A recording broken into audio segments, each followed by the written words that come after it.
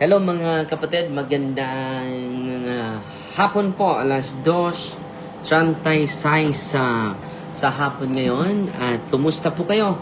Ang pag-ibig at kapayapaan ay maghari nawa sa puso at damdamin natin bago tayo kumakain sa isang restaurant. At may nakakita sa atin si Brother Randy na laging sumusunod sa atin sa ating programa dito sa YouTube channel, Facebook page natin. At happy birthday din ni Brother Danrel na 41 years old at binibless natin. Salamat sa Diyos, no? So, okay na sa? So, greetings muna tayo ni Stella Sir Valdez, si Marcelina, lagi ito. Galio Canta, si Fe Bagino. So, nandito na tayo sa Ormoc City, mga kapatid. Exclusive lang yung ating reunion, mga kapatid. Wala tayong talk dito. Wala tayong spiritual warfare na talk, mga kapatid. Kundi pagbisita lang, pakikisa sa mga kapatid natin na mga kadugo natin, mga kapuso natin na nandito sa Ormoc, mga kapatid. At bukas din ay magpasyal tayo sa bayan ng Ormoc kasama yung mga kapuso at kapamilya natin. Galing sa Mindanao, galing sa sa Sugbo, especially sa Paknaan, Mandawi. Yung lolo ko ay galing sa Paknaan, Mandawi, si Lolo Agapito, no? So merong isang dyan sa Paknaan, parang sitio na maraming mga hitganan na katira doon, no? So greetings sa mga kapatid natin na mga relatives ko na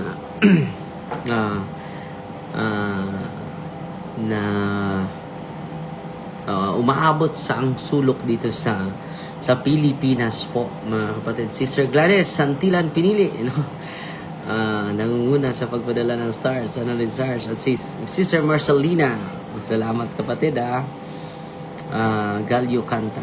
Ate Helen, kumusta Ate Helen? No? So ngayon, may isi-share ako sa inyo. Ano ba yung gawin natin? Yung mga bata, makinig kayo. Mga guro, makinig po kayo. Dahil sa mga mangyayari, no, na hindi inaasahan, lalo dito sa Leyte pala, no? Merong shooting sa mga estudyante. So, ano ba yung dapat natin gawin? Spiritual preparation natin gawin. Ano ba yung spiritual preparation natin para maprotektahan tayo? Una po, no, yung mga teacher ay magsagawan ng prayer, especially the deliverance prayer and then intercession of our guardian angel. Yan po, very essential po yan sa spiritual preparation and spiritual protection natin lahat. At meron akong nabasa, mga kapatid, na violent threats against Catholic school, religious Caesars, and governor's family. Hindi po na-realize, no? So, a 32 second-year-old man has been arrested. So, itong lalaking ito na 32-year-old may plano na atakihin niya yung Catholic school. No? Doon ito sa Amerika, mga kapatid. So, a 32-year-old man has been arrested after allegedly posting violent threats against Columbus Catholic schools, Catholic religious sisters, and the family of Nebraska Governor Jim Pillen. So, nagpo-post na siya. So, dito nakikita na unveil yung kanyang mga plano. According to the Nebraska State Patrol, Ian Halstead was first detained on June 29. So, water ta? Sige. Ako lang Tiwason ha. June 29, following a standoff with law enforcement authorities, investigators said that a disturbing message had been posted on Facebook page on a Catholic school. So pinupost niya, allegedly threatening to attack the institution, kill members of Governor Pillen's family, and harm several nuns. So hindi na to basta-basta mga kapatid. No, kahit walang ginagawa yung mga madre, nagtuturo lang ng mga kabataan sa lugar at sa community, pero isa sila sa mga punterya ng kaaway natin. Yung mga taon na masama na yung mga sa loob ng isipan. The suspect now faces serious charges, including terroristic threats and destruction of evidence. The accusation remains subject to investigation and due process, but the nature of the alleged threats has caused understandable fear and concern among parents, students, educators, religious communities, and wider public. So hindi ito basta-basta dahil marami na po. At hindi po tayo exempted dito sa Pilipinas, di ba po? Marami po na yun bago lang dito sa Leyte, no? Hindi ito yun basta-basta, no? Governor Jim Pillen, a practicing Catholic who has often spoken publicly about the importance of faith in the Holy Rosary in his life, expressed gratitude for the prompt response of law enforcement officers. Ito po, makikita natin yung magandang experience din itong governor na ito, Governor Jim Pillen, na publicly ini-expose niya yung kanyang magandang devotion sa mahal na Birhen, no? Dito publicly about importance of public spoken publicly about the importance of faith, Holy Rosary in his life, expressed gratitude for the prompt response of law enforcement officers. So ano ba yung makukuha natin dito? Continue praying mga kapatid ha. Yan ang kinakailangan natin. Especially the Holy Rosary, your guardian angel, your patron saint, and then the prayer of deliverance. Kinakailangan natin yan. Para yung mga demonyo na nag-inspire sa mga kriminal, sa mga adik-adik, na-inspire sa mga taong masama yung nasa loob ng isipan, yung mga demonyong nasa likod nila na hindi na sila mahiya, hindi na sila matakot, madismantle natin sa pamagitan ng prayer natin. Okay? At mga bata sa mga eskwelahan, no? Call your guardian angel, angel of God, my guardian dear, to whom God's love commits me here. Ever this day be at my side, to light and guard, to rule and guide. Saan man tayo magpunta, we are safety. Dahil yung mga taong papatay, may demonyo sa likod niyan na nag-inspire na hindi na matakot kahit maliwanag yung araw, sikat ng araw, hindi na matakot, wala nang hiya. May demonyo sa likod dyan. So kung magsagawa tayo ng simple prayer of deliverance, mga kapatid, bago tayo maglakad, mahihina yung mga demonyo. No? Mawala yung lakas ng mga demonyo. Itong nangyayari sa paligid natin, may spiritual warfare po nasa likod nito. Okay? So dito mga kapatid, nakita ninyo yung gobernador sa Nebraska, Jim Pillen, a practicing Catholic. So instead i-hide niya yung plano niya, pinopost niya. Di ba? Nakita, no? Ni-reveal ng Diyos yung plano ng demonyo, at dahil dito nadakip yung alleged criminal, mga kapatid. So ito po who has often spoken who has often spoken publicly about the importance of faith and the Holy Rosary in his life, expressed gratitude for the prompt response of law enforcement officers. His office emphasized that threats of violence against public officials, their families, schools, and religious communities must never be tolerated. Political disagreements, anger, and personal grievances can never justify intimidation, hatred, and violence, mga kapatid.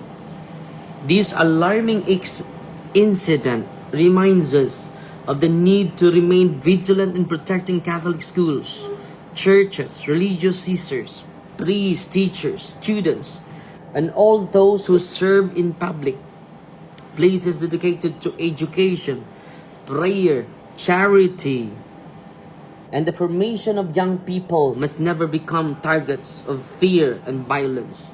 At the same time, Christians are called not only to seek justice and safety, but also to pray for the conversion of those whose hearts had been consumed by hatred, anger, and violent intentions. So, yan po mga kapatid at yan po ang gagawin natin. So yan po ang gagawin natin mga kapatid. Yung mga demonyo na magbigay sa kriminal ng lakas, na hindi na matatakot, wala nang kaba mga kapatid, kung mag-simple prayer of deliverance tayo, and then mag-prayer for protection, and then mag-cleansing prayer, at yan po ay real experience ko po bilang pari, bilang Kristiyano, bilang anak ng Diyos. Very powerful po yung dasal. Hihina yung mga demonyo sa likod ng mga kriminal. Hihina yung mga demonyo sa likod ng mga mamamatay tao, mga kapatid. At yan po ang i-promote natin sa ating lipunan, sa ating bahay, sa ating pamilya, sa ating kapilya, sa ating parokya. Yan po ang gagawin natin mga kapatid. Para marami tayong maakay mga kapatid. At marami tayong maprotektahan. So, nung meron ako kidibate, yung Iglesia ni Cristo, very confident sila, mga kapatid. Magtuturo ng mali. Imagine ka mga kapatid, yung tunay na simbahan maging peke, at yung peke nilang simbahan maging tunay. So nagsagawa tayo ng deliverance bago magsimula yung debate. Tingnan nyo mga kapatid, yung confident na national debater nila ay hindi po confident. Nung una, kumpiyansa sila sa pagharap natin. Dahil bagitot po tayong pari sa panahon yun. June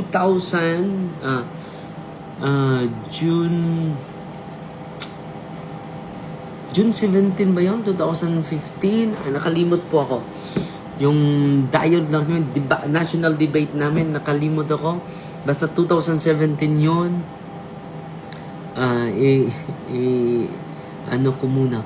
Parang ngayon, June, July. Nakalimot ako sa real namin na schedule sa debate mga kapatid. At nagsagawa tayo ng prayer of deliverance sa buong lugar. At doon, kita natin yung mga demonyo na magsuporta sa mga heresiya. Hindi po, nawala po sila ng lakas. Nawala po sila ng kumpiyansa, mga kapatid. Bakit? Nagsagawa tayo ng prayer of deliverance. Nagsagawa tayo ng we receive the grace of God. And then, through the sacrament.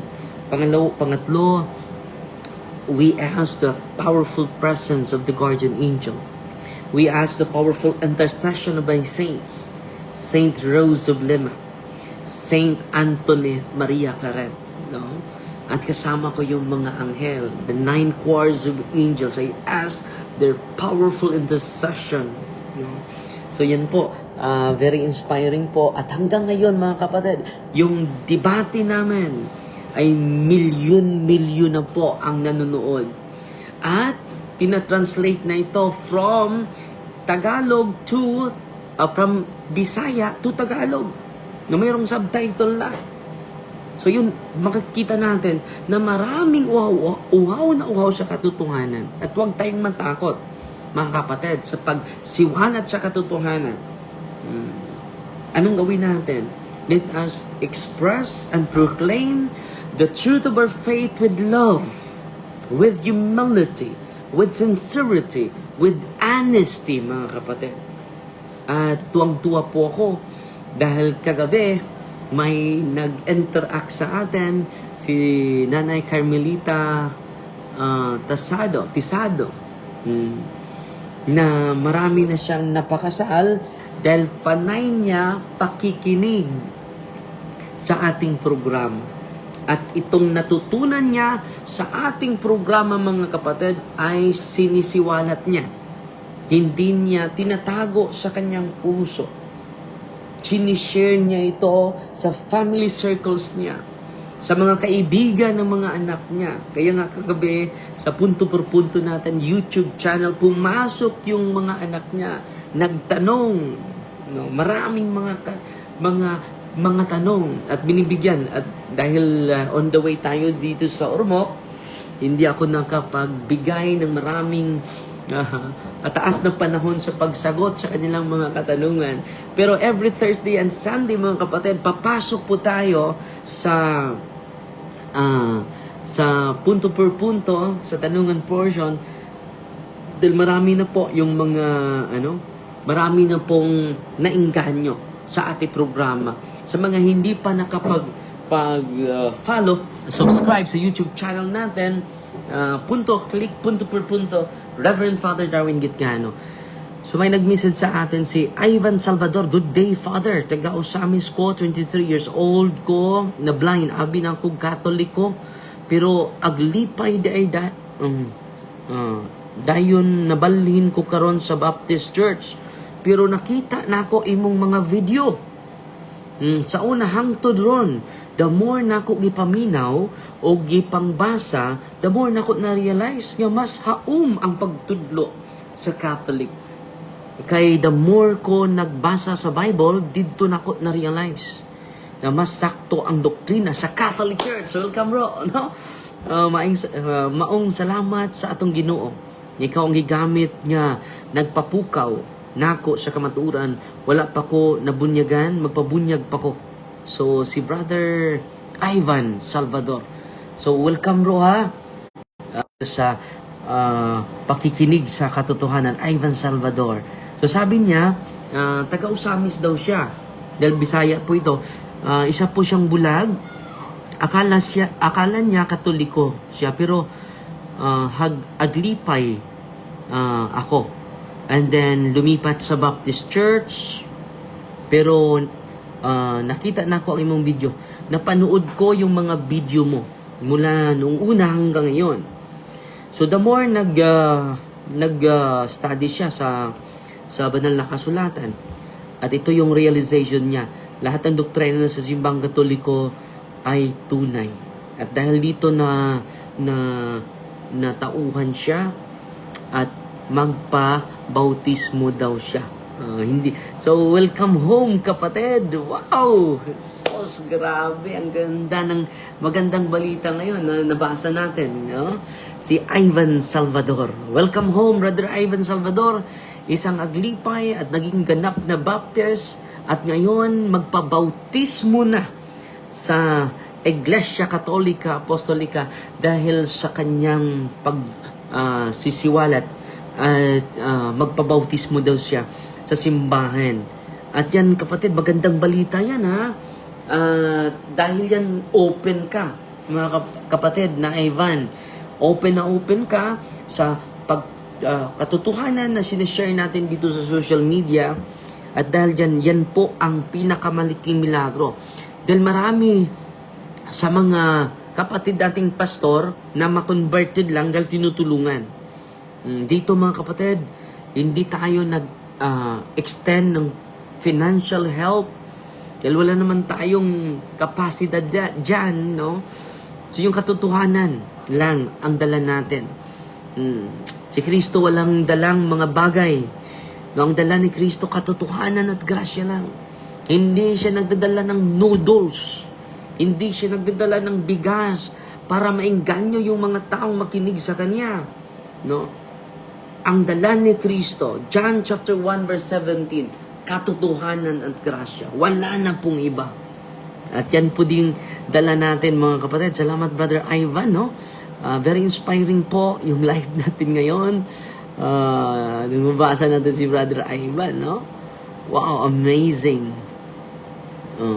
So, si Maria Flora, Rowena, wait po na. Wala. So, Thursday until Sunday, yes. Si Maria Flora. So, Thursday hanggang Sunday po yung ano natin. Asa man kadapit imong simbahan, Father?